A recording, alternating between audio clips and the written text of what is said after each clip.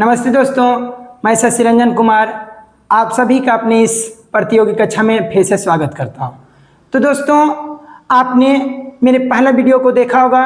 उसमें मैं बौद्ध धर्म से संबंधित वे सभी प्रश्नों को बारी बारी से अपना ओर से समझाने का प्रयास किया था, ताकि आपसे एक भी प्रश्न कोई भी प्रतियोगी परीक्षा में उससे छूटे ना। लेकिन आज दोस्तों, मैं अपनी इस वीडियो में जैन धर्म से संबंधित वे सभी प्रश्नों को बारी बारी से आपके सामने समझाने का प्रयास करूंगा, और उन सभी को इस तरह से ध्यान से देखिएगा ताकि आपसे कोई भी प्रश्न कोई भी प्रतियोगी परीक्षा में जैन धर्म से छूटे ना। तो दोस्तों, बिना समय गवाए हम अपना वीडियो चालू करते हैं। तो दोस्तों, ये रहा हमारा माइंड मैप। अब बारी बारी से उन सभी प्रश्नों को देखते हैं। तो दोस्तों, जैन धर्म में जैन शब्द की उत्पत्ति जीन शब्द से माना जाता है, जिसका अर्थ होता है विजेता। जैन धर्म के अगर जो संस्थापक या प्रथम तीर्थंकर पूछ दिया जाए, तो जैन धर्म के जो संस्थापक हैं एवं प्रथम तीर्थंकर जो है ऋषभ देव है, और संस्थापक भी ऋषभ देव को ही माना जाता है। किंतु कहीं ग्रंथों में पता चलता है कि वास्तविक संस्थापक जो है हमारे महावीर स्वामी को माना जाता है। कल्प सूत्र एवं भगवती सूत्र सर्वाधिक लोकप्रिय ग्रंथ हैं।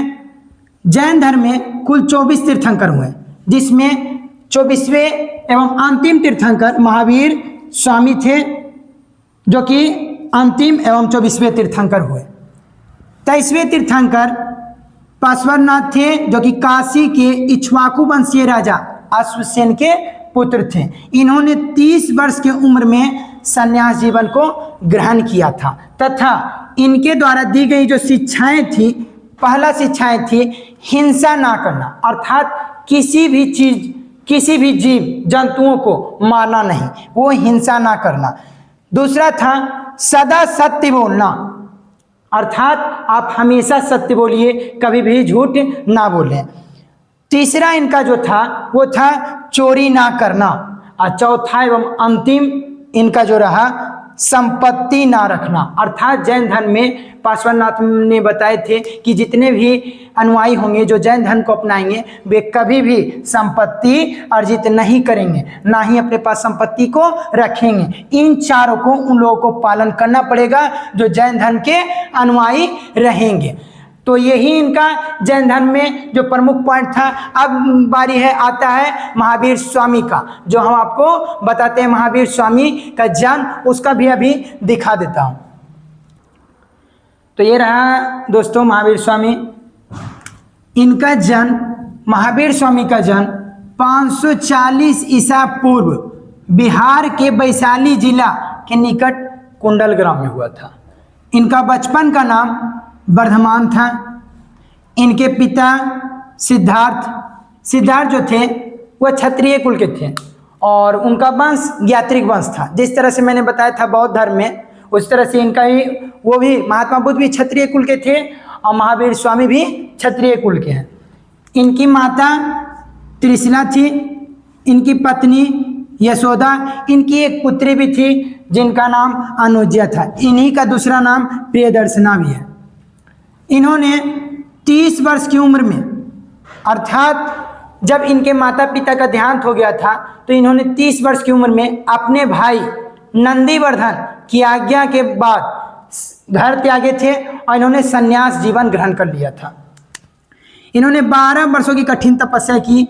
जिरिम्भी के समीप ऋजुपालिका नदी के तट पर असाल वृक्ष के नीचे इन्होंने ज्ञान की प्राप्ति की। ज्ञान की प्राप्ति के बाद महावीर स्वामी को जीन अर्थात विजेता, अरहत, पूज्य और निर्ग्रंथ बंधनहीन कहलाए। महावीर स्वामी के जो अनुयायी हैं उन्हें जैन कहते हैं। इनके पहले अनुयायी जो थे, इन्हीं के दामाद जमाली थे। इनका प्रतीक, महावीर स्वामी का प्रतीक जो है प्रतीक सिंह है। इनका जो मृत्यु हुआ था वो 468 ईस्वी पूर्व में 72 वर्ष की उम्र में बिहार राज्य के नालंदा जिला में पावापुरी में हुआ था। जैन धर्म के जो 5 प्रमुख महाव्रत हैं, पहला अहिंसा अर्थात हिंसा ना करना। दूसरा है सत्य, सदा सत्य बोलना, झूठ ना बोलना। अस्तेय, चोरी ना करना। अपरिग्रह, संपत्ति ना रखना। तथा लास्ट ब्रह्मचर्य, अपनी इंद्रियों को बस में रखना। तो दोस्तों, जैन धर्म के जितने भी अनुयायी हैं इन्हें जो दिया गया पांचों महाव्रत है पालन करना होता है। किंतु कुछ ऐसे हैं, बाद में आपको बताऊंगा आगे चलकर, कुछ 4 को ऊपर से 4 जो है अहिंसा, सत्य, अस्तेय, अपरिग्रह, इन्हीं 4 को फॉलो करते हैं। और कुछ जो हैं ये पांचों को कठोर रूप से अपनाते हैं। तो दोस्तों, ये 4 पार्श्वनाथ ने दिया था, जो मैं अभी बता चुका हूं।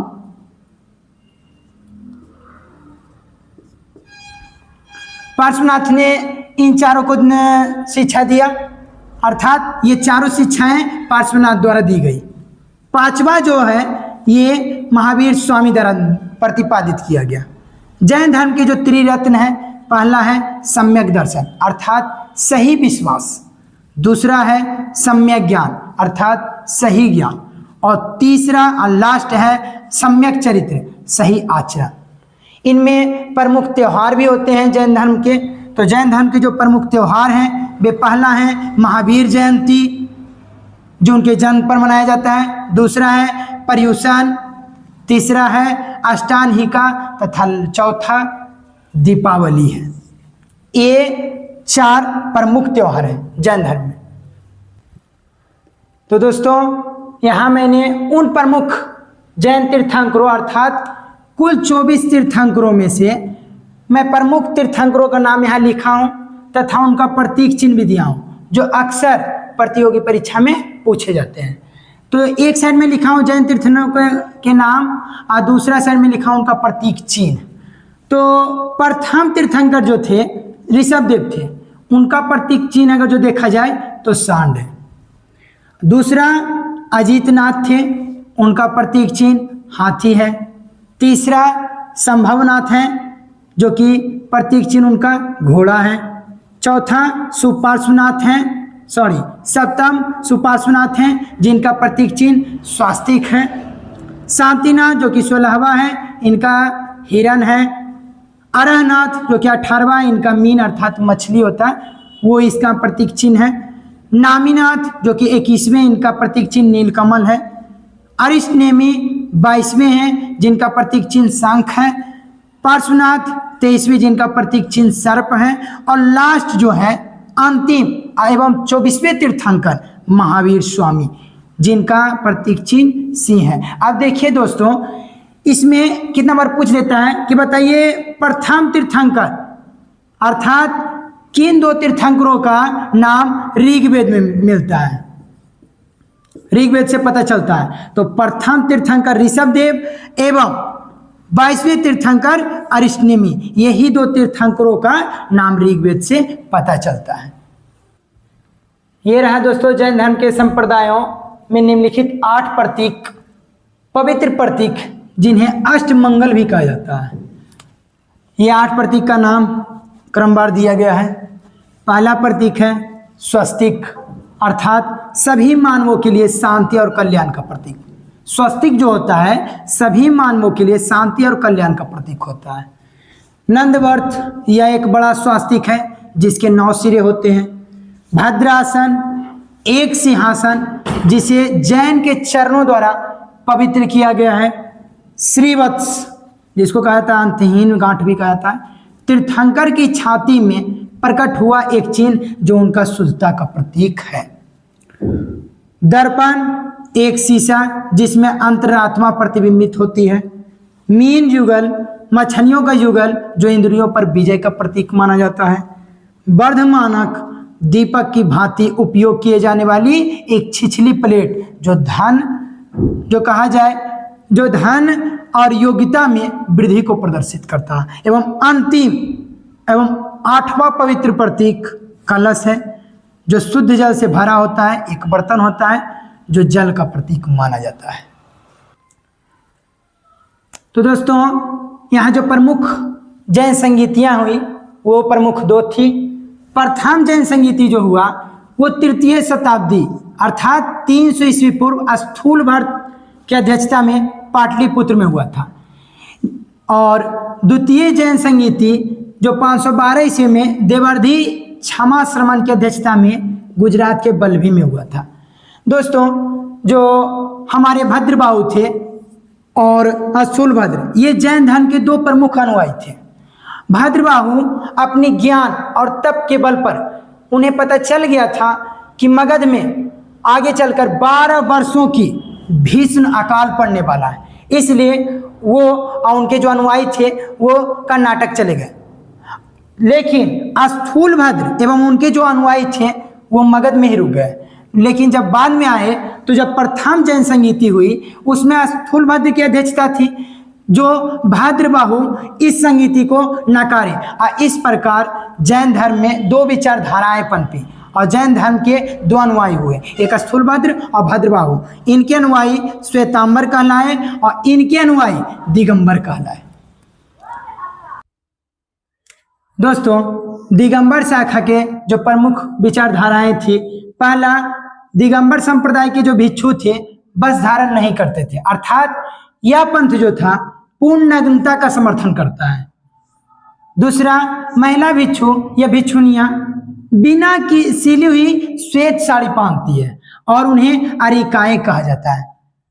श्वेतांबरों के विपरीत दिगंबर महावीर की शिक्षा के अनुसार सभी पांचों निग्रहों का पालन करते हैं। भद्रबाहु दिगंबर पंथ के प्रतिपादक थे और लंबे अकाल की भविष्यवाणी करने के बाद वह अपने अनुयायियों को लेकर कर्नाटक चले गए थे। दिगंबर मान्यताओं का पहला अभिलेख कुंदकुंदाचार्य की प्राकृत सूतपाहुड़ में मिलता है।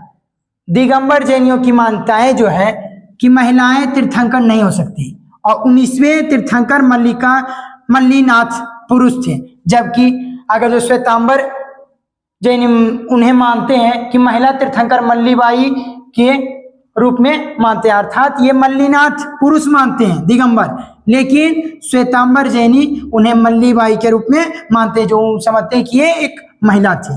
दिगंबर पंथ में मठ संबंधित नियम अत्यधिक कठोर है और बहुत ही कठोरता से ये लोग पालन करते हैं। तो दोस्तों, अब तक की यहीं मैं इस वीडियो को समाप्त करता हूं। अगर जो आपको वीडियो अच्छा लगा हो तो सब्सक्राइब करें, तो कि आगे आने वाले इससे संबंधित प्रश्न मैं आपसे शेयर करता रहूं।